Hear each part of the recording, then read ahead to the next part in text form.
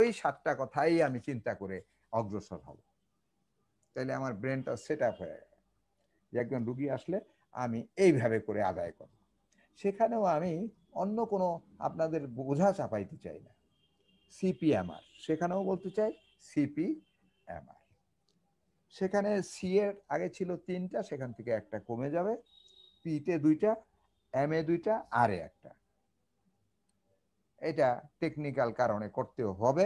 Materia Medica অধ্যয়ন যেভাবে করলাম তার ভিতরে সব জিনিস একসাথে লাগে না, পরে লাগে, যার জন্য সিপিএমআর সিপিএম 2টা করে আছে এক একটার মধ্যে, আর আর এর জন্য একটা ভিন্ন আইটেম আছে। এই 7টা ঠিক আছে। এই 7টা আইটেমটা আপনি সেট আপ করে নেন। কি 2টা আইটেম আপনি ইচ্ছা করলে আজকে 3 ঘন্টাও আলোচনা করা যাবে। আমার কাছে যে রসদ আছে 3-4 ঘন্টা আলোচনা করা যাবে। যেখানে গিয়ে থামি দেখি, চেষ্টা করি। তাই সি দিয়ে আমি সেট আপ করে নেই যে আমি সিতে কি কি জিনিস জানবো। মাত্র 2টো জিনিস জানবো রুগীর কাছ থেকে। সি আমার এটা জানতেই হবে। 2টো, একটা হলো কমন কিছু কথা আমি জানবো, আমি আলোচনা করব। আমি আমি আমি আলোচনা না করে আপনাদেরকে শুধু ইঙ্গিত দিয়ে যাব এটা না।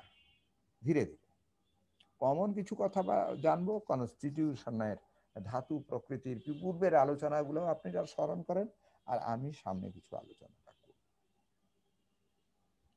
তো কনস্টিটিউশনটাও আলোচনা করব। তাহলে 1 নম্বর কথার মধ্যে আমি যা জানার তা হলো কমন কিছু কথার থেকে রুগীর জন্য কি কি লাগে এটা আমি ধীরে ধীরে আলোচনা করব।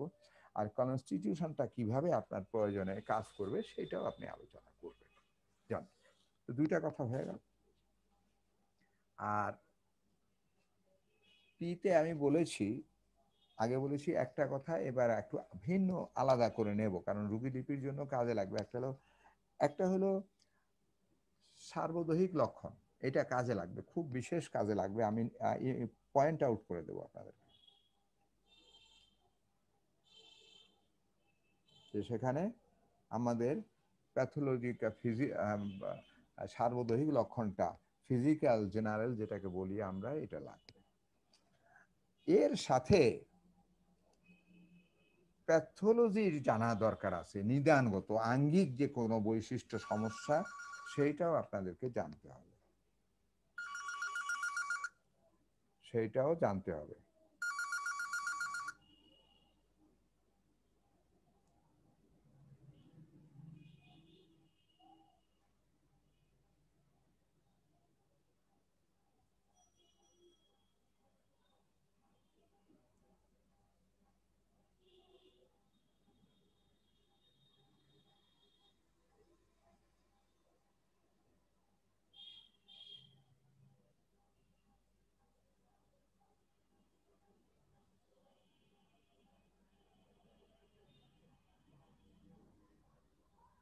এক মিনিট, আমি একটু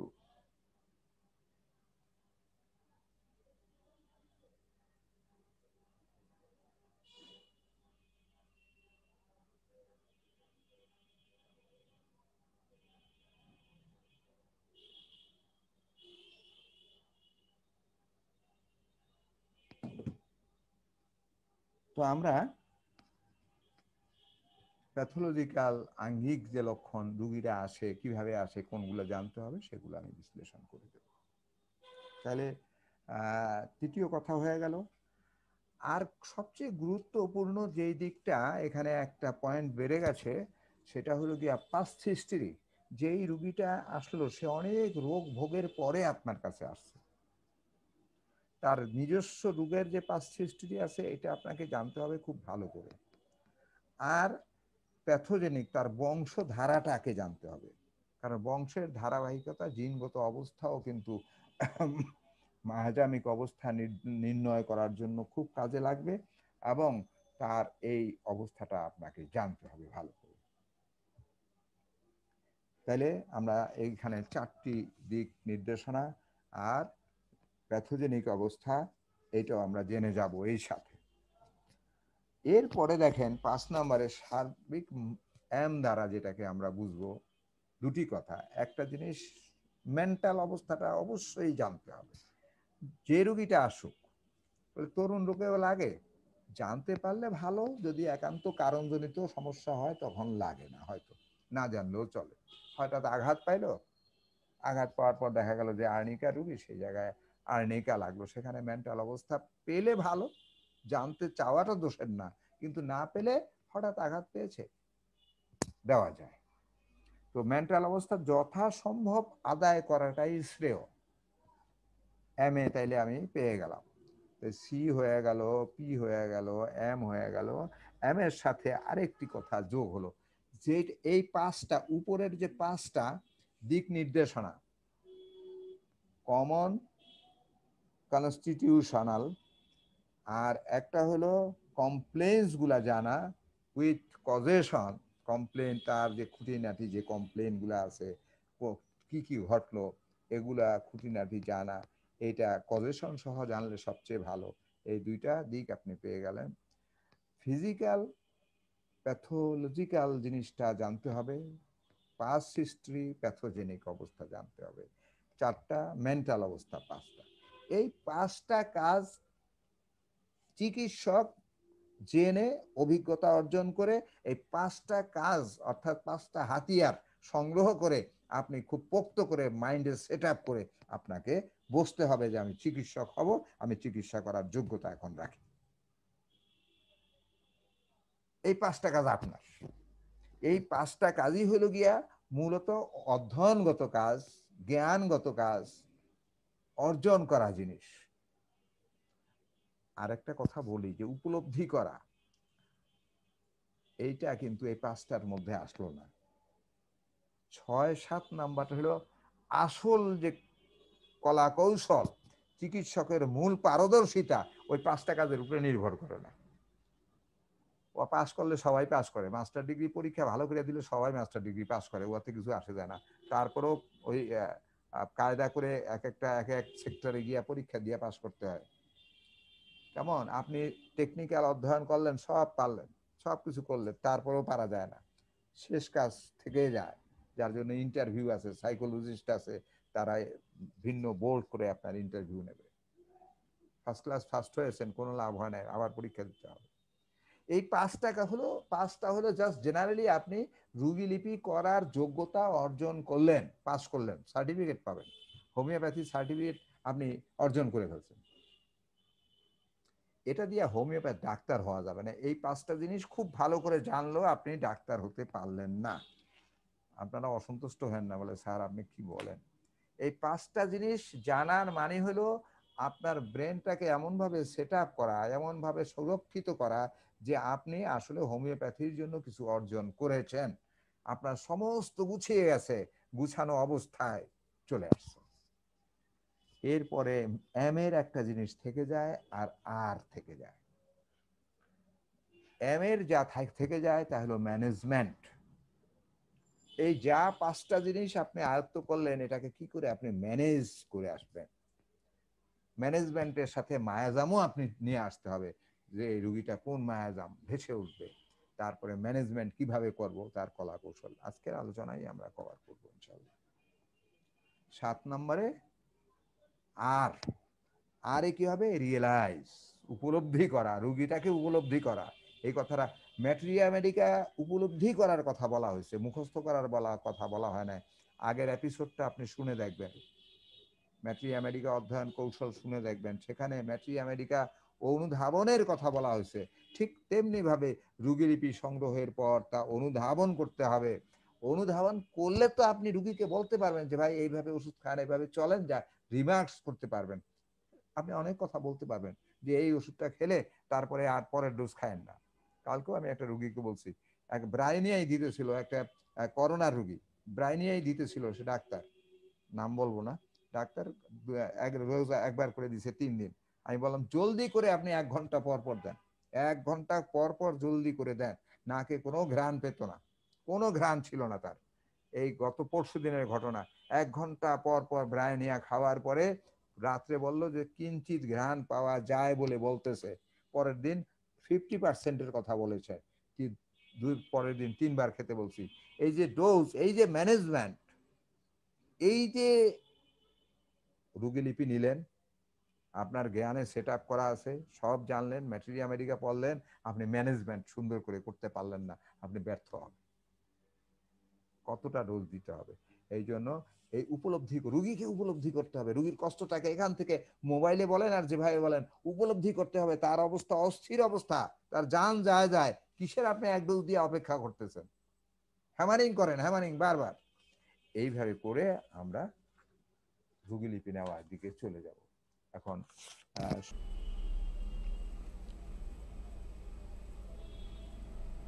রুগীলিপি বিষয়টা কিছুটা না, প্রায় 50% যেমন অধ্যয়নগত, তেমনি 25% জ্ঞানগত, আর 25% উপলব্ধির বিষয়। এই উপলব্ধিটা যদি সুস্পষ্টভাবে না করা যায়, এমনকি যারা রেপার্টরিজাইজেশন করছেন, যারা রেপার্টরি করে যারা রুগীলিপি করছেন, তাদেরও ওইভাবেই জ্ঞানগত কিছু অংশ আছে, রেপার্টরি করার অভিজ্ঞতার উপরে কিছুটা নির্ভর করে, আর উপলব্ধির বিষয়টা কিন্তু থেকেই যায়। রেপার্টরি করা মানে গণনাবিদ্যা। আপনাকে কেউ অঙ্ক করে দিল, আর আপনার অঙ্কটা মিলে যাবে হুবহু, আর আপনি ঔষধ দিয়ে যাবেন, বিষয়টা এইটা নয়। এই বিষয়টা যারা মনে করেন তারা আসলে অন্ধকারে নিমজ্জিত।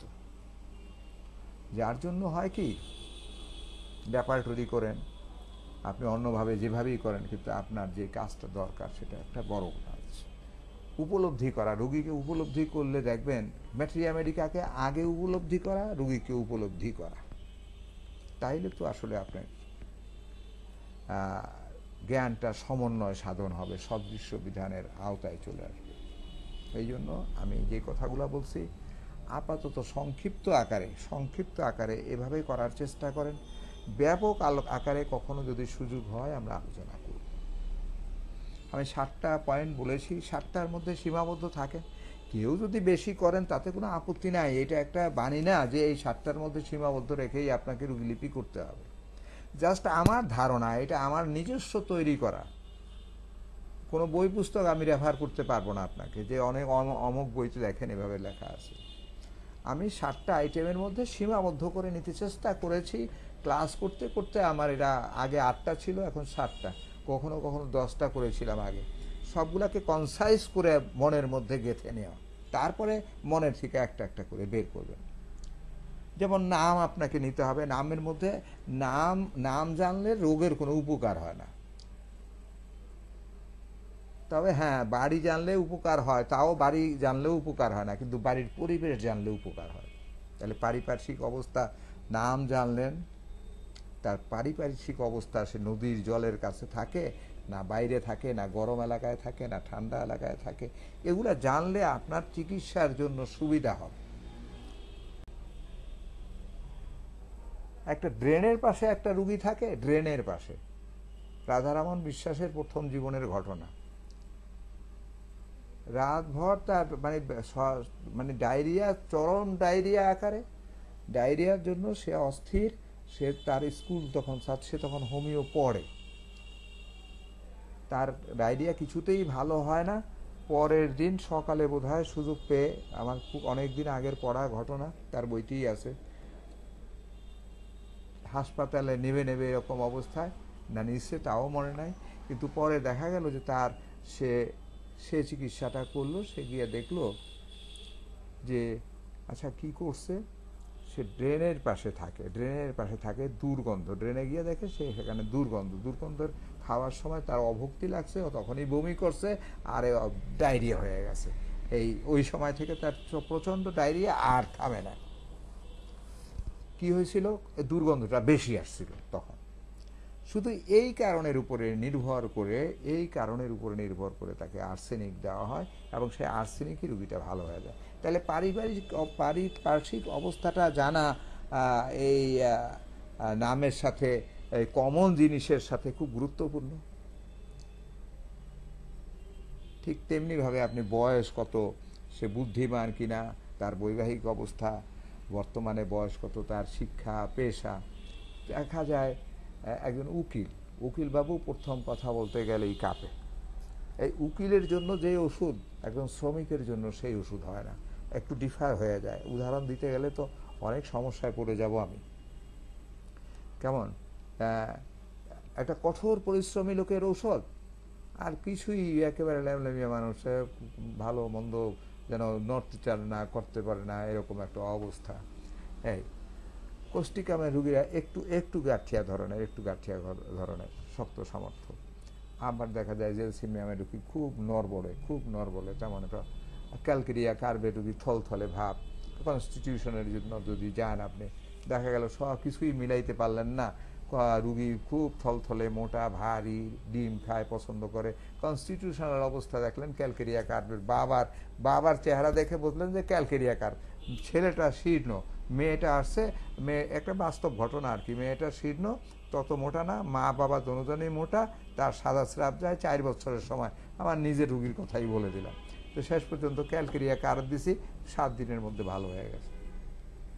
মানে খুব বেশি রুগীলিপি নেওয়ার জন্য ওই যে বললাম জানতে হবে অনেক, কিন্তু উপলব্ধি করার সময় আপনাকে খুব সতর্কতার সহিত উপলব্ধি করতে হবে। কখনো অল্প কথাই জানা হয়ে যায়। তাহলে কনস্টিটিউশন, কমন অ্যান্ড কনস্টিটিউশন যদি জানা যায়, সেই সব ক্ষেত্রে আপনি অলরেডি রুগী আরোগ্য করার দিকে আপনি জানতে পারবেন। আর কনস্টিটিউশনের ব্যাপারে তো আমি অনেক কথা বলেছি, একটা ক্লাস করেছি, নিশ্চয়ই আবার রিভিশন আপনি সেই ক্লাসগুলো শুনবেন। 7টার 2টা কথা আমি ইলাবোরেট বলতে চাই না, যদি পরে সুযোগ পাই আবার পরে আমি দৌড়াবো, কিন্তু আমাকে শেষ করতে হবে। কষ্টসমূহ, কমপ্লেন্স, সি এর 2টা কথা, তো একটা হলো কমপ্লেন্স উইথ কজেশন, এই কথাটা বলেছিলাম আমি। কমন কনস্টিটিউশন বলেছি, উদাহরণ দিয়ে দিলাম 2টা মোটামুটি বুঝার জন্য।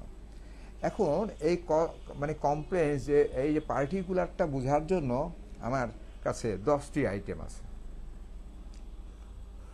খুব ব্যাপক করে আমি আলোচনা করতে পারবো না। LSMC আগেও বলেছি, বেসিক ক্লাসে বলেছি, LSMC এর মধ্যে 10টা আইটেম আছে।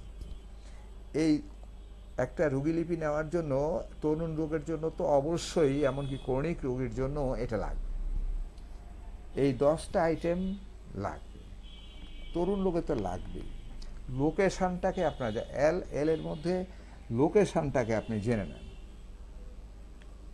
লোকেশনটাকে জানতে হলে, একটা লোকেশন জানা, আপনার পেট ব্যথা করে এই জানাটা জানা হলো না, পেটের কোন জায়গায় ব্যথা করে, অর্থাৎ ইটিডি, এক্সটেনশন, টাইম, ডিউরেশন জানতে হবে।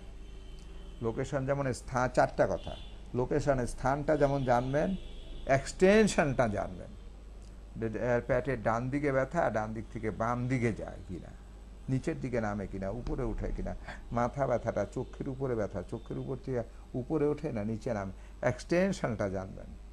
কখন এই এক্সটেনশনটা হয়, টাইম, কখন হ্রাস বৃদ্ধিটা কখন হয়, you must have to know, আপনাকে জানতেই হবে, নাইলে লক্ষণ হয় না।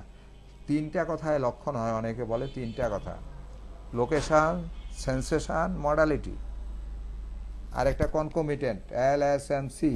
এই 4টা কথা জানলে একটা লক্ষণের 4টা গুরুত্বপূর্ণ দিক, গুরুত্বটা বুঝতে হবে আপনাকে। 4টি গুরুত্বপূর্ণ দিক, location, sensation, modality and concomitant, এটা হলো গুরুত্বপূর্ণ দিক। এর মধ্যেও কিন্তু কথা আছে, আমি তো 10টা তৈরি করেছি। বলে স্যার মনে থাকবে না, আমি দিয়ে দিছি নোট, আপনি ওখানে লেখা আছে। তো এখানে দেখেন, লোকেশনের মধ্যে 4টা সাইড চলে গেল, কোন জায়গায়, কোন দিকে, ডান দিক, বাম দিক, কোন দিক, সব চলে আসলো, দিকটাও চলে আসলো এর সাথে। এক্সটেনশনটা কিভাবে হয়, কমে না বাড়ে, কোন সময়, টাইমটা চলে আসে, কোন সময় বাড়ে, কোন সময় কমে, কোন সময় দেখা দেয়, কোন সময় কোন দিক থেকে কোন দিকে যায়। স্যার বিকাল 4টায় মাথা ধরে যায়, স্কুল থেকে আসলে কত মাথার ব্যথা রুগীকে ভালো করেছি। কি হয়, একটা ছেলে কলেজে পড়ে, দীর্ঘদিন যাবৎ ধ্বজভঙ্গ রোগ, মানে দীর্ঘদিন যাবৎ তার ইয়েতে ভালো হয় না, ধ্বজভঙ্গ হয়ে গেছে আর কি, রোগ হইতে হইতে। রোগ কি? রোগ হলো স্বপ্নদোষ। ইয়ং বয়স, স্বপ্নদোষ। বহু মেডিসিন খেয়েছে, ভালো হয় না। দেখেন, অল্প কথা জানলে কি হয়। আর কি রোগ আছে স্যার? পায়খানা কখনো হয়, কম হয়, কখনো একটু নরম হয়, কখনো আছে হ্যাংলা পাতলা, শক্ত না, পেটটা একটু ডাবা নয়, হ্যাংলা পাতলা, শক্ত, লম্বা লম্বা চূড়া আছে, হ্যাংলা পাতলা আছে। আর একটা রোগ স্যার সাথে সাথে এই দীর্ঘদিন যাবৎ ভুগতেছি, মাথা ব্যথা, প্রচণ্ড মাথা ব্যথা। তো মাথা ব্যথা কি সবসময় থাকে? না স্যার, সবসময় থাকে। কখন থাকে? কখন মাথা? স্যার সকালবেলা ভালোই থাকে। এই কলেজে যাই, তো স্কুলে যাই, কলেজে যাই, তো ওই কলেজ থেকে আসার পথে, ফেরার পথে 4টার দিকে মাথা ব্যথাটা বেশি হয়, বেশি হয়ে যায়। ওই সময় খুব প্রচণ্ড মাথা ব্যথা হয়। এরপরে আবার আস্তে ধীরে সন্ধ্যা নেমে পরে কমে কমে যায়। দেখেন, এখানে রোগীলিপি পুরোটা বলা সম্ভব না, শুধু ইঙ্গিত দিয়ে আমি কথাটা বলছি। স্বপ্নদোষ ছিল, তার মূল আশা কিন্তু মাথা ব্যথার জন্য না, স্বপ্নদোষের জন্য। এই রুগীটাকে আমি ক্যালকেরিয়া ফলস দিয়েছি। দেখেন, এই ক্যালকেরিয়া ফলসে তার মাথা ব্যথাও চলে গেছে, তার স্বাস্থ্য ভালো হয়ে গেছে, সম্ভবত 7-8 পর্যন্ত স্বপ্নদোষ নাই। স্যার এত ওষুধ, সে এখন ডাক্তারি পড়ে, সে আমার স্টুডেন্টও, সে ডাক্তারি পড়ে, কলেজেও পড়ে। বলে স্যার অনেক এই স্বপ্নদোষের জন্য কত ওষুধ খাইলাম, এ কমেই না, বহু বড় বড় ডাক্তার খালি, হোমিও খাইছি, এটাই। অথচ দেখেন ক্যালকেরিয়া ফলসে তার স্বপ্নদোষটা কমাইয়া দিল, মাথা ব্যথা এখন আর হয় না। এরপরে এই এই এই ক্যালকেরিয়া ফলস দ্বারা আমি অনেক রুগী এই ধরনের অল্প কথায় ভালো করা গেছে।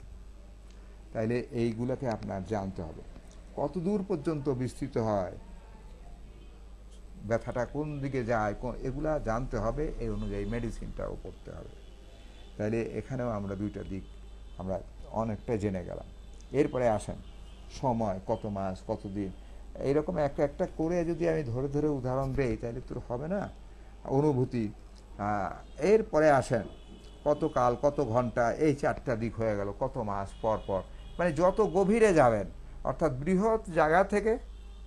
স্যার শরৎকালে বাড়ে, আচ্ছা শরৎকালে কোন সময় বাড়ে? মানে গভীরে যেতে হবে, পুরা মাথা ব্যথা করে, আচ্ছা কখন, কোন মানে অল্প জায়গায় কোন সময় করে বা করে কিনা? স্যার অল্প সময় দিয়ে শুরু হয়, চোখের ডান দিক দিয়ে শুরু হয়।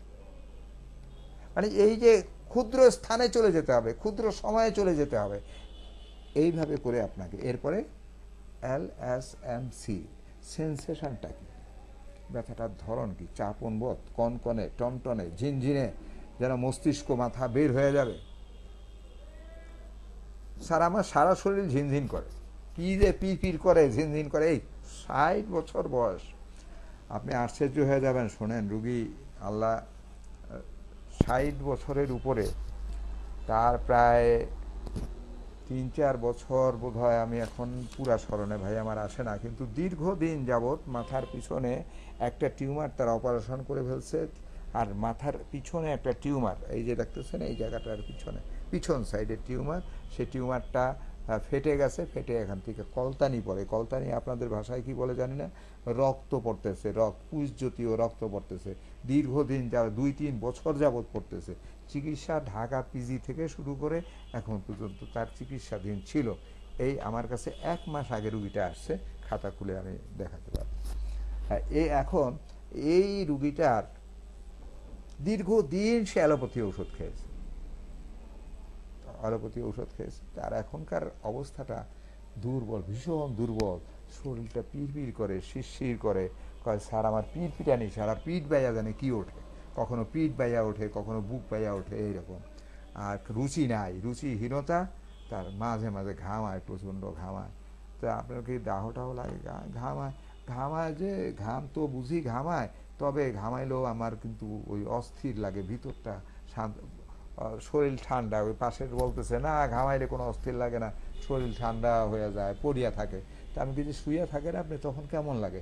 কয় স্যার আমার ভালোই লাগে না, আমার কিছুই ভালো লাগে না, আমি শুইয়া থাকি, করবো কি, আমার হাঁটতে ইচ্ছা করে না। অর্থাৎ তার অস্থিরতা যায় না। তো আপনারা যদি কেউ বাতাস টাতাস করে, ঘাম টাম দিলে একটু বাতাস টাতাস তো লাগেই, একটু খোলা জায়গায় বসি, বুড়ো মানুষ তো, 60-এর ওভার বয়স, যার জন্য আমি আর বেশি বিরক্ত করলাম না তাকে। আরও কিছু তথ্য নিলাম, কিছু জিনিসের উপরে ভিত্তি করে তার 1 মাসের ওষুধ দিয়ে দিলাম। 1 মাসের ওষুধ, আলহামদুলিল্লাহ, শুক্রিয়া আল্লাহর কাছে। আর হোমিওপ্যাথিক বিধি, তাকে আমি কার্বোভেজ দিয়েছি ভাই, 2, 3, 4, 5, একেবারে সিরিয়াল দিয়ে দিয়েছি 4, 5। তো রেজাল্ট হলো তার রক্তস্রাবটা কমে গেছে। তার মাথার থেকে যে আজকে 2-3 বছর পর্যন্ত যে রক্ত যেত যে ঘা থেকে, যে টিউমারটা বিগলিত অবস্থায় ছিল, সেখানে ধীরে ধীরে রক্তস্রাব নাই। আমাকে ফোনে ধরাই দিচ্ছে, তিনি আসেন নাই, বলছে স্যার আমার রক্তস্রাব একেবারেই নাই, রক্ত পড়াটা একেবারেই কমে গেছে, তবে রুচিটা কমে নাই, রুচি এখন খাইতে পারি না, শরীর খুব দুর্বল, ভালো লাগে না কিছু, এই অবস্থাটা আছে তার। পরের 1 মাসের ওষুধ দিয়ে দিছি আমি। এখন আপনি জিজ্ঞাসা করেন আমি কোন সেন্সে কেন আমি কার্বোভেজ দিলাম, এখন এইটা বুঝাইতে গেলে তো আবার সমস্যা। আমার কয়েকটা ধারণা কাজ করেছে, আপনাদের উপকারের জন্য বলতেছি, কারো লাগলে উপকার করবে, নাইলে করবে না। একটা হলো তার দুর্বলতা প্রচণ্ড, আর সেই যে আগে অপারেশন হয়েছিল সেই থেকে আর সে ভালো হয় না। আরেকটা তার অপারেশন হয়েছিল, সেই থেকে তার রোগ একটার পর একটা লাগিয়ে আছে। 2, তৃতীয় নম্বর কথা, তার প্রচুর সে অ্যালোপ্যাথি ওষুধ খেয়েছে, শরীর দুর্বল, শ্বাস টানতে তার কষ্ট হয়, সমস্ত শরীরে পিড় জ্বালা, কার্বোভেজের জ্বালা আছে, কিন্তু এখানে জ্বালা পাই নাই, কার্বোভেজের জ্বালা পাই নাই, এখানে তার পিড় করে। এই পিড়ানিটাকে আমি তার রক্ত পরিচালনার আমি ধরে নিয়েছি, এই অনুমান করাটা ঠিক না, এতদিন রোগ ভোগের পরে তার ব্লাড সার্কুলেশনটা সঠিকভাবে হচ্ছে না, কোনো জায়গায় তার পিড় করতেছে, স্নায়ুবিক যে সমস্যাগুলো সৃষ্টি হচ্ছে তাতেই সে মনে করে তার কি যেন হাঁটতেছে। এখন এই লক্ষণটা হয়তো আপনি ম্যাট্রিয়ামেডিকায় পাবেন না, কিন্তু তার যে উপকার করলো, আমার যে আনন্দটা হলো, আমার তো ওই গার্জিয়ান আসছে, তাকে বলছি যে ভাই এরপরে আর কি চান, এরপরে আর এই রুগীর জন্য যদি ভালো নাও হয় তবুও তো ওষুধ খাওয়াই দিতে হবে আপনাকে। এইভাবে করে এই সেন্সেশন, এই অনুভূতিটা রুগীকে উপলব্ধি করা, অনুভূতিটা এটা জানতে